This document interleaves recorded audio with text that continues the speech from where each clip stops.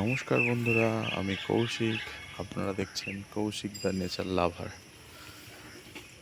বন্ধুরা, কি বীভৎস ফলন! জাফা অরেঞ্জ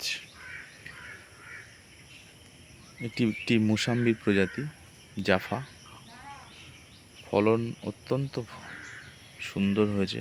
এটি একটি প্লাস্টিকের গামলিতে রয়েছে।